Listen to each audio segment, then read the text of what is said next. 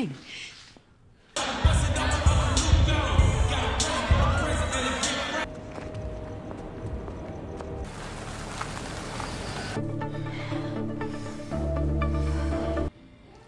Are you okay? Yeah.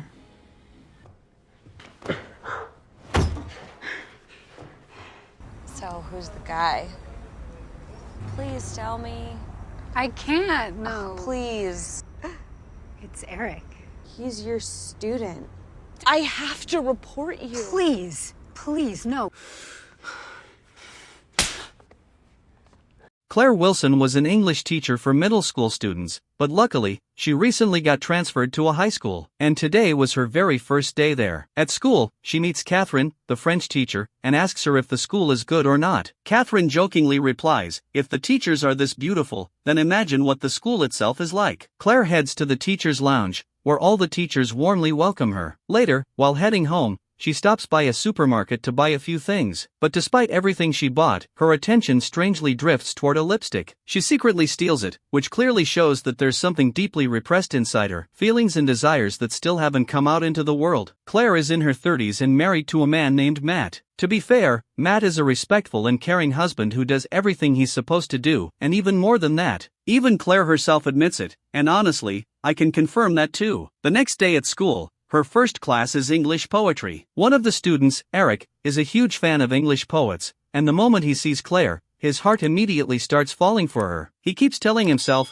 "Calm down, don't embarrass us." Eric is in his final year of high school, and if he wants to get into a good college, he needs to improve both his activities and his English grades. But since he's weak in English, one of the teachers suggests that Miss Claire should tutor him. At this point, Eric becomes even more obsessed with her, to the point where he starts wondering whether Miss Claire is married or not. Meanwhile, Claire is home alone because her husband is away on a trip, but he sends her a message telling her to go out and celebrate, since it's her first day at the new school. Claire agrees, mostly because the food she had cooked earlier turned out terrible anyway. Meanwhile, Eric finishes his shift at the restaurant where he works, and Logan and Josh come over so they can finish their homework together. As they joke around and have fun, Eric puts in some eye drops because he had been concentrating too hard. Then Logan notices Miss Claire sitting alone, so they walk over to greet her. She smiles, says hello, and even offers to buy them drinks. After that, she jokingly asks, "Didn't I give you guys a lot of homework today? How's it going?" Josh laughs and says, "We divided it up, Mississippi. Each one of us finished one page. We just love English literature that much." A little later, Logan gets a phone call from his mom, so Josh leaves with him, leaving Eric alone with Claire. That's when Eric finally gathers the courage to talk to her. He tells her that he needs private tutoring lessons and admits that he's really shy and didn't know how to bring it up. Claire agrees, but teasingly tells him, "Fine, but you better work hard with me." Eric quickly replies, "I will, Miss Claire, I promise." So she officially agrees to tutor him. Later, she drives him home, and on the way, she tells him that she once had a brother who was a police officer and used to live in the same neighborhood as him. His name was Nate Wilson. After dropping him off, Claire heads back home. A notification suddenly pops up on her phone,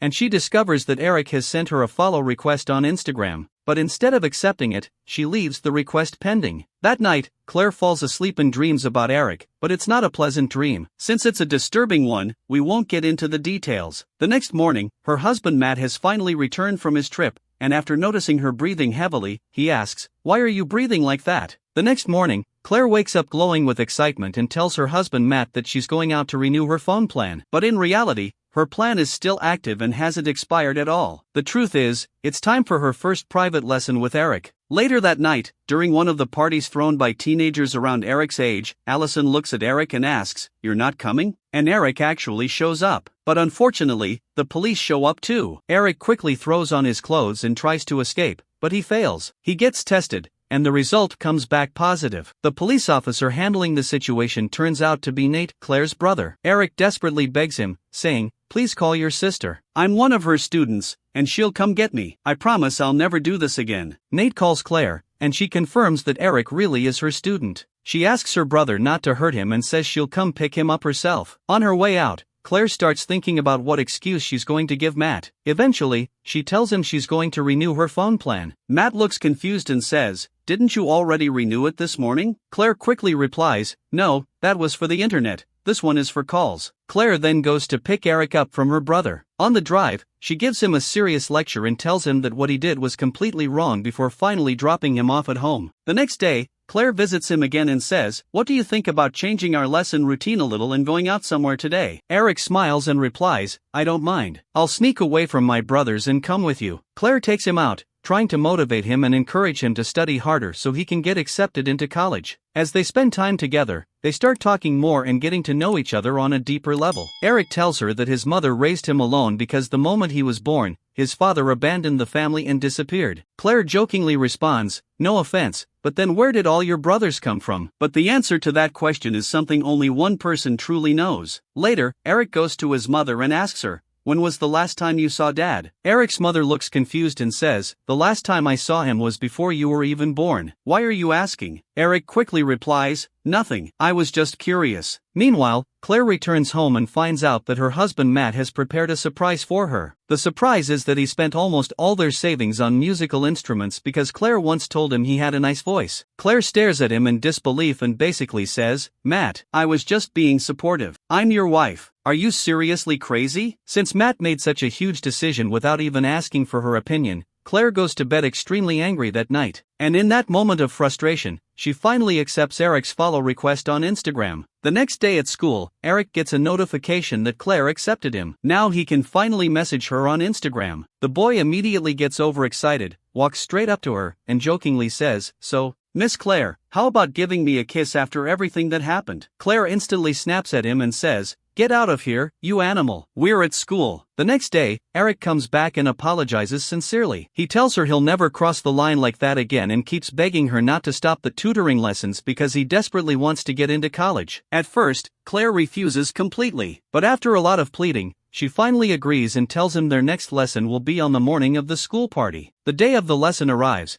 but Eric never answers her calls and never shows up. Claire becomes confused and honestly worried. Later that night at the party, she sees Eric dancing with his girlfriend Allison. Claire immediately gets jealous and starts thinking to herself, so he skipped the lesson because of this girl? She waits for him outside the bathroom, and the moment he walks out, she confronts him. "Yesterday you were begging me not to stop teaching you, and today you skipped the lesson? Why didn't you come?" Eric looks at her emotionally and says, "Miss, I can't do this anymore. I can't look at you as just a teacher. You understand what I mean?" Claire goes silent for a moment, then turns around and walks away. Eric follows Claire to her car and gets inside with her. They drive off to a dark, isolated place, and from that moment on, Eric's English level suddenly improves a lot. Of course, that's because Miss Claire started giving him intensive lessons. A lesson before school, another one after school, and sometimes even late-night sessions too. Honestly, the whole thing becomes overwhelming for Claire. After all, she's a married woman trying to balance a double life. But somehow, despite all the pressure, she still manages to handle everything even though it's clearly exhausting her both mentally and physically. Then Eric finally turns 17. Claire takes him out late at night to a quiet place where they eat dinner and have a few drinks together. At one point, Claire teasingly says, "Wow, your English has gotten really good. Tell me, can you use the word as in a useful sentence?" Eric smirks and replies, "As you was." Claire laughs and says, "And what exactly is that supposed to mean?" Eric answers jokingly, "The is means shake, and the was means you, because you know how to move so well." Claire bursts into laughter and says, "As you was? Wow. That was actually terrible." The two of them stay together until the next afternoon before finally heading back home. When Eric arrives home, his mother tells him, "Happy birthday, sweetheart. I really wished you had spent your birthday with us." But Eric suddenly asks her again, "Mom, are you absolutely sure the last time you saw Dad was before I was born?" His mother sighs and replies, "Oh, not this conversation again. I already told you, it was before you were born." Eric quietly says, "All right, Mom." Later on, Claire goes to spend the evening with her husband Matt at the nightclub where he works. She also invites Catherine to come listen to Matt perform. Afterward, Claire and Catherine take a bottle of wine and head outside to drink in the fresh air. Catherine keeps pressuring Claire, asking where she disappeared to the night before, and more importantly, who she was with. Claire keeps trying to avoid the question and change the subject over and over again, but eventually, she finally admits it. It was Eric. Catherine stares at Claire in shock and says, "Eric, who? You're joking, right?" Claire quietly replies, "No, I'm not joking." At that point,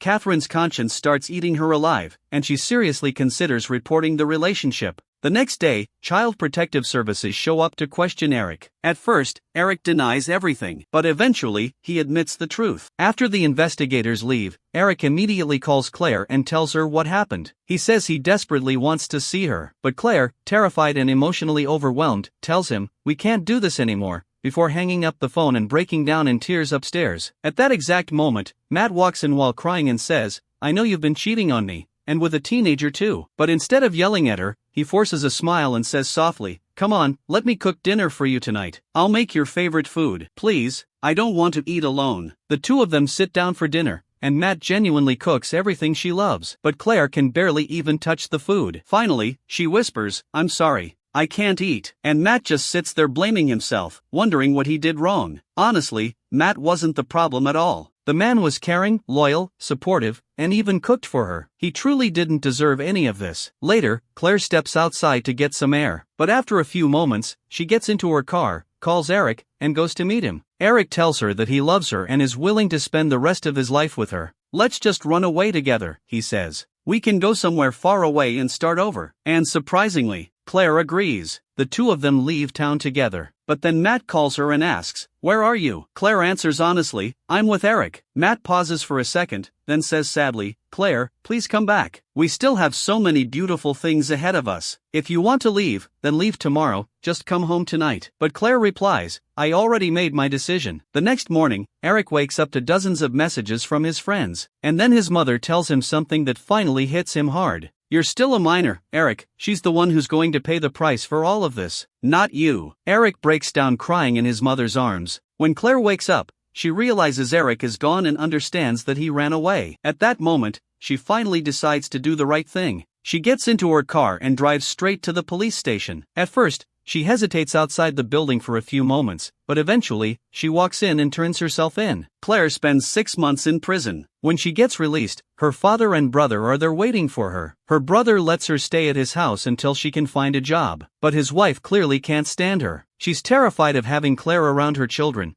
and she constantly throws hurtful comments at her, hoping she'll eventually leave the house. Claire tries over and over to find work, but every single time she applies for a job, her criminal record ruins the opportunity. Meanwhile, Matt finally comes to his senses and decides to divorce her. Later on, Claire gets into several relationships through dating apps, but all of them fail, until she finally meets a genuinely kind man who chooses to overlook her past. The two eventually get married, and Claire has 2 daughters with him. One day, while visiting her father, Claire takes one of her daughters to the supermarket, and there, she suddenly sees Eric. He's older now, with long hair and a completely different style. Claire smiles awkwardly and says something like, "Wow, look at you now." But Eric completely ignores her and keeps walking. Claire calls out to him several times, but he never turns around. She goes back home carrying a heavy feeling of guilt inside her. Meanwhile, Eric attends a party where all his old friends are gathered, especially Allison, the girl he honestly treated badly back then, and to be fair, even this summary didn't give her enough attention. Eric walks up to her and says with a smile, "I missed you, Spicy." Allison smirks and replies, "Spicy? So you still remember that nickname?" Anyway, Allison manages to make Eric forget about seeing Claire again, and the two of them spend the night together laughing, joking around, and reconnecting like old times. The next morning, as Eric leaves the hotel, he receives a message from Claire. First, she asks if he still uses the same phone number, and then she tells him that she wants to see him. Eric agrees to meet her, and the two go out for lunch together. Claire starts apologizing for everything that happened in the past and admits that she made terrible mistakes. But Eric refuses to forgive her. He tells her, "You took advantage of me, and ever since then, I haven't been able to have a normal relationship or live my life properly," which is honestly ironic, considering what he was doing literally the night before. After saying that, Eric stands up and tells her, "I never want to see your face again, not even by coincidence." Then he leaves the restaurant and walks away. And that's how this series ends. Don't forget to like the video and subscribe to the channel so you don't miss the upcoming movies and series recaps. And also check out the previous videos, because you'll probably enjoy them a lot too. See you next time.